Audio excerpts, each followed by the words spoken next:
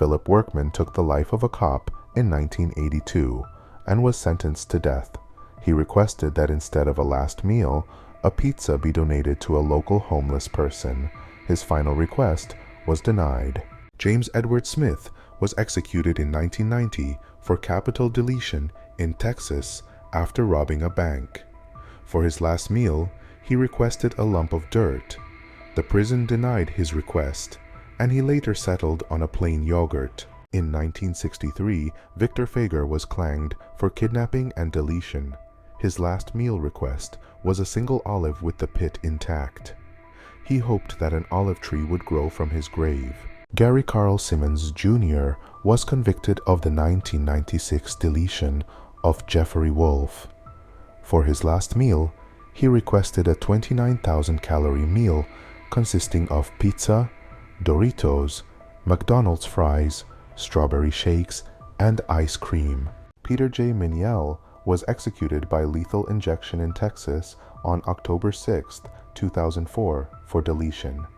His final meal request consisted of spaghetti, fried chicken, 20 beef tacos and beef enchiladas, a jalapeno pizza, 2 double cheeseburgers, half a chocolate cake, half of a vanilla cake, fruit cake, cookies, and cream, and caramel pecan fudge ice cream, 2 Cokes, 2 Pepsis, 2 root beers, and 2 glasses of orange juice. Ricky Ray Rector, a man with mental disabilities, was executed in 1992 in Conway, Arkansas, as he was locked up for a deletion he committed. For his final meal, he ordered steak, fried chicken, Kool-Aid, and pecan pie. Notably, he left the pie untouched, telling the officers he was saving it for later.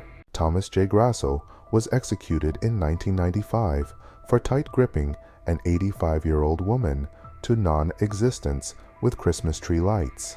His final meal request was elaborate: 2 dozen steamed mussels, 2 dozen steamed clams, a double cheeseburger from Burger King, 6 barbecue spare ribs, 2 milkshakes, a tin of SpaghettiOs with meatballs, half a pumpkin pie, and strawberries with cream. However, a mix-up in the kitchen led to him being served spaghetti instead of SpaghettiOs. His reported last words were, "I did not get my SpaghettiOs. I got spaghetti. I want the press to know this." Timothy McVeigh, the Oklahoma City boom devicer, requested 2 pints of mint chocolate chip ice cream for his final meal. Velma Barfield was a serial deleter who was convicted of 1 deletion but eventually confessed to 6 in total. As a result, she was sentenced to non-existence. For her last meal, she requested a bag of cheese doodles and a can of Coca-Cola. For his final meal, deleter Lawrence Russell Brewer requested 2 chicken fried steaks with gravy and onions, a triple meat bacon cheeseburger with all the fixings on the side, and a cheese omelet packed with ground beef, tomatoes, onions, bell peppers, and jalapenos. In 2010, 15-year-old Joshua Davies offed his girlfriend, Rebecca Aylward, after his friend jokingly offered to buy him breakfast if he did. 2 days prior, Davies texted his friend, "Don't say anything, but you may just owe me a breakfast."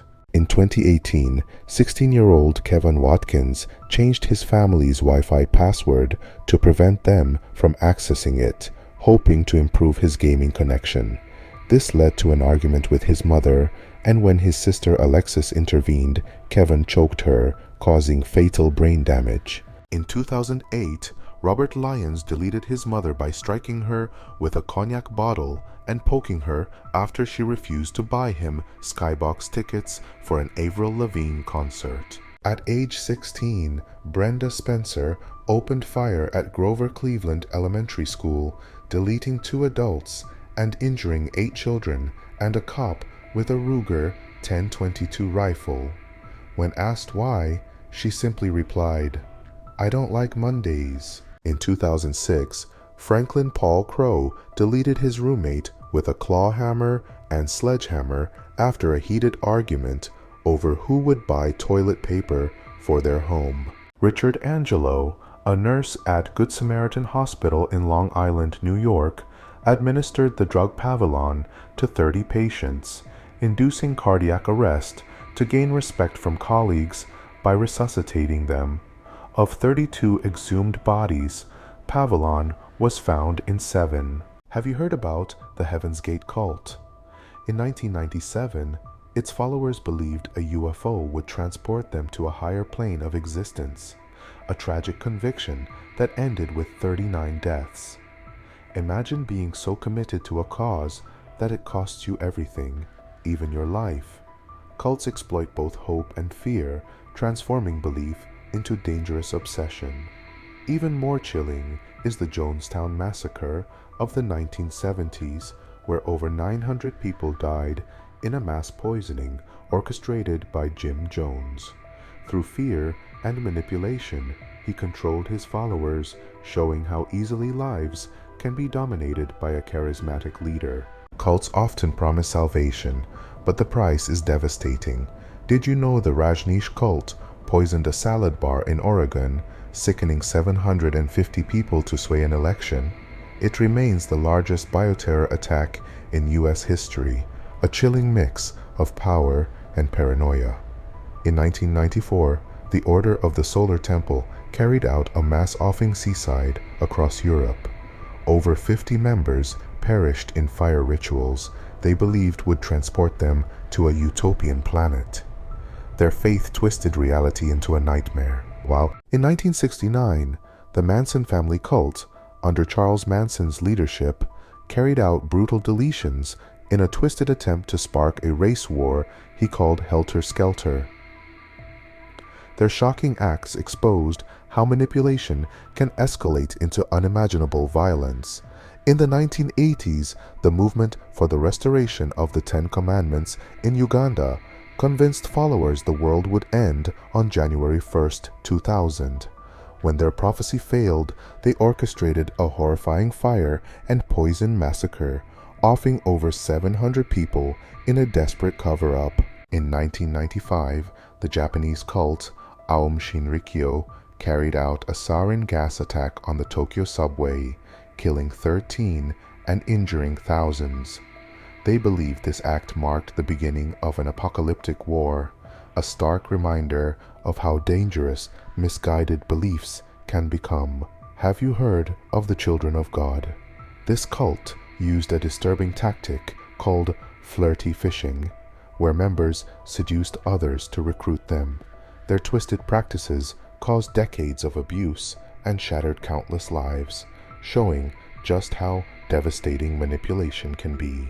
Your stomach acid is potent enough to dissolve metal, yet your stomach lining regenerates rapidly to protect itself. Without this remarkable balance, your body would digest itself.